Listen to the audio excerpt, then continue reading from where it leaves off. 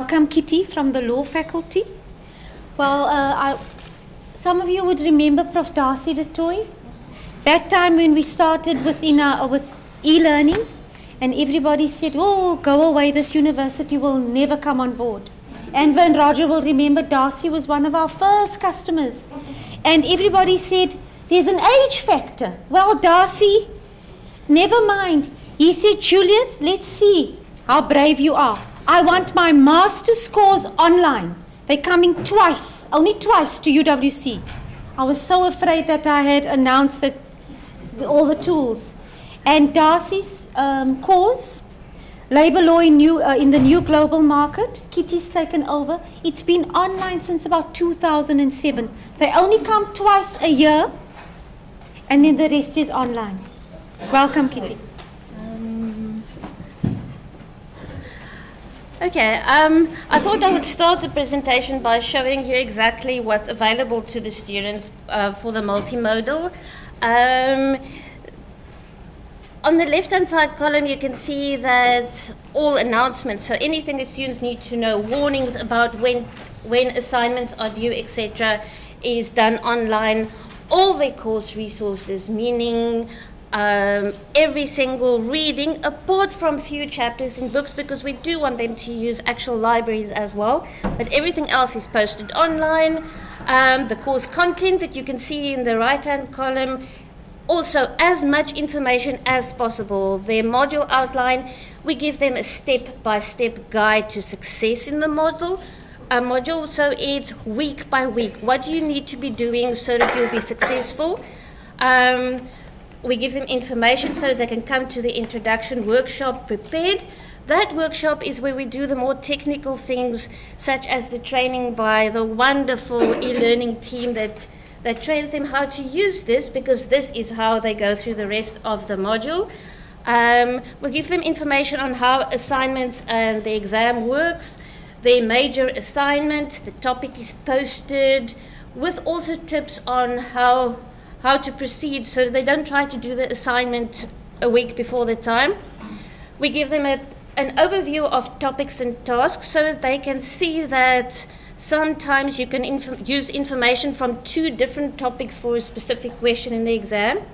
And then we give them a breakdown week by week of the topic for that week, what the reading materials are for that week, and the task for that week. We also give them the assignment cover page and the style rules, lawyers and their rules. You have to do things precisely. So we give them information on that, and we also post some old papers, not too recent. We want them to have some idea what the exam paper is going to look like, but we don't want to make our good stock of standard questions that we love to use available to them. And then feedback on their assessment tasks.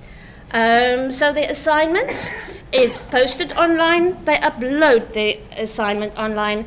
And then we also have a weekly discussion forum, which is similar to what you would have in the traditional seminar setting, except everything is done in writing. So I start the discussion, and then the students join in, and then it's a week-long discussion. So there's a week-long contact time with students. Sometimes some of them leave it until the last, and then you have the sort of a bunch of three people effectively shouting at you because they're all posting comments at the same time. But so that is what we do. Sorry, I thought I would do this before I get to my actual presentation. There we go.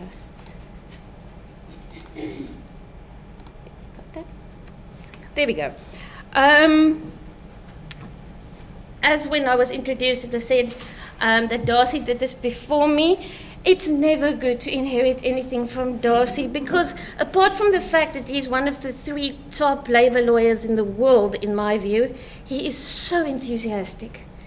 And he's got boundless energy, and I thought this is going to be lovely, and that's what I'm talking about today. The perceptions that students and colleagues have about what multimodal teaching is about and what the unfortunate reality is. Now, in 2012 and 2013, I did it on e-teaching, which wasn't the easiest way to start to do this. But thank goodness this year it was on Ikamva, and I hit the honeymoon period 3 years into it. Okay, students' perceptions, it's a walk in the park because they don't have to attend seminars. They can disappear, they can fit in their work between everything else. The presenter's not going to notice if they don't attend lectures. They don't need to prepare to do actual presentations, so if they're a little bit of a wallflower, you don't have to do presentations. So no one is really going to notice if you're a little bit behind. And of course, there's no need to take notes during a seminar because all the reading materials and the notes are online. Okay, my colleagues' perceptions. And I think these were the most annoying ones. I frequently have colleagues saying, I wish I could also go multimodal. It sounds so wonderful. I mean, you don't have to spend 2 hours in a seminar. The slightly more snooty, I didn't know that UWC has become a distance learning institution. And then, are you sure you have 2 hours contact time with your students per week? Because, of course, they feel that it's unfair that my online module counts towards 2 hours lecturing time, where they actually have to spend that 2 hours in a seminar. Okay, the reality. The students still have to attend 2 day-long workshops from 9 until 4 in the afternoon. Yes, we cover the more technical things there, but that means it's already 14 out of the 28 hours that I actually spend with the students face-to-face. The notes they think they can rely on are not that at all, because the notes for each week that's posted under the breakdown of topics and tasks are only an introduction to the topic. So they are useless when it actually comes to the exam because they are tested on their knowledge of the prescribed material and not on the notes. The discussions that would have taken place during the seminar still occur just online. There's no place to hide because everybody has to participate because they get a mark for the online discussion. The more they participate, so 2 or 3 submissions, means they can actually improve their mark. But if you're only going to jump in once into the discussion, then you stand and fall by the mark you get for that one submission. So, as I say, biggest problem is to get them going. So the presenter has to constantly send out reminders and say, well, Susan has made a wonderful contribution. Please, what do the rest of you think about that?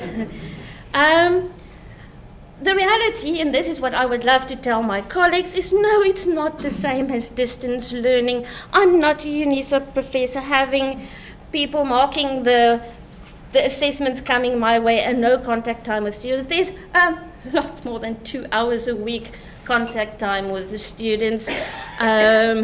I would say on average, I have 2 hours a week contact time with each of my students individually.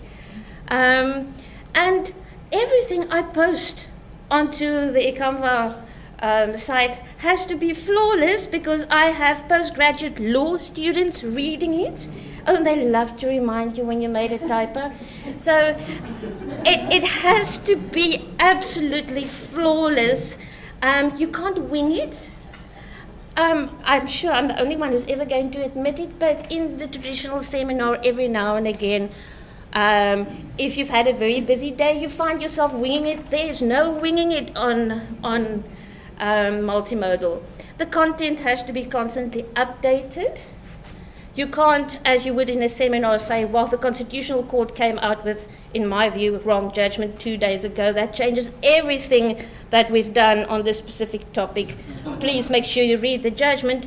You have to post it online. Of course, then my statement about the Constitutional Court's judgment will have to be modified just a bit. Because it's there for people to see. Every single bit of feedback during the discussion forums, the mark they got for the discussion forum, all feedback on all other assignments, such as assignments and mini assignments, is done in writing and posted for them online. So it is quite a bit of work. So why do I still do it? Apart from this is what people know. Well, I think the main reason, and I don't have that on my presentation, is that labor law in the global market is one of our 4 labor law modules, but we have an agreement with Stellenbosch and UCT that students that do 4 modules are allowed to do 3 at the institution where they're registered and 1 from either of the neighboring ones. Which means, because I'm the only one doing multimodal modules in the first semester, my specific module is one of the more popular ones, because a student studying at Stellenbosch or at UCT can access this, and they can also come to the 2 Saturday modules. But for the rest, I soon got the hang of posting material and feedback on e-teaching, and the switch over to Ikamva was seamless. I managed to do that quite easily. It's always clear which students don't understand the content. We have M4 students who don't have a law background, who also do this module, and sometimes it's just the technical legal aspects they don't understand. It's always clear because all the assessments, all the discussions are done in writing. It's clear who's a little bit behind and who I need to give more basic reading to catch up with the topic. It's also clear who the slackers are. Those who do just the minimum reading, because their comments are always going to be on the shortest case, the shortest article. But then I encourage them, I dare them. I have used the words, I herefore dare Monica to say how she feels about this particular, and then I go for the 58-page case. For every topic, I know how much of the prescribed readings the students have done. And another huge advantage is that in these modules, we train the students to follow the conventions of legal academic writing, which they need for their degree research, which their degree research is either going to be 50% of their mark for the degree or 75%. So someone has to, before they start with that, teach them how to write a proper legal academic piece of writing. And specifically, again, with the M4 students, I can quickly pick up who's struggling with the referencing, with the footnotes, with the idea that you actually have to give authority for every part of your argument, and that if you don't have a valid argument. So I can very quickly pick up who struggles with that, and I can, if they are on campus, call them in. Otherwise, I can highlight and explain maybe parts of the referencing guidelines. So doing everything online, assessments and the notes, but all of this makes it possible for me to intervene early if there are specific problems that the individual student has. How do I survive the lot of work? I have 1 hour a day minimum that I respond to their submissions and updating material. Sometimes it's difficult because you would see that the previous day no one did anything. There was nothing in the discussion, most likely because they had another seminar the previous evening, so nothing happened. But I try to every day, because you cannot leave it until later, because all of that catches up with you. All the technical issues, Ikamva, how it works, how to upload their submissions on Ikamva, how to access material on Ikamva is done at the first workshop, where they're trained by the e-learning team. And then things like how to avoid plagiarism and how to work with the referencing guidelines is done at the second workshop. So I don't cover any content during the workshops. It's all technical things. And I have to constantly remind my students of the non-online world. So I encourage them to have study groups, even though they have an informal discussion group amongst themselves on Ikamva. I also encourage them to meet and to actually discuss it, and then to use the library, not to just, when they do a research assignment for me, just to try and Google something. Mr. Taki will tell you, he knows the students have told him that my rule always is less Google, more Taki. Go and speak to Mr. Taki. Generally, by the end of the module, he knows all my students by name because they know they have to go to the speak team. And then, obviously, the most important survival strategy is you must know and appreciate and show your appreciation for the e-learning staff. Because I tell the students, if you have issues with Ikamva, I don't want to know it. The one thing that my students do know is that other than e-teaching, Ikamva never goes down just for one student. Because they love to say, oh, well, I wanted to post my assignment, but Ikamva was down for me. It doesn't happen. But any queries like that, I tell them to contact the e-learning staff. So I really appreciate the fact that they have to field many of the more irritating questions that I don't feel like dealing with. Thank you.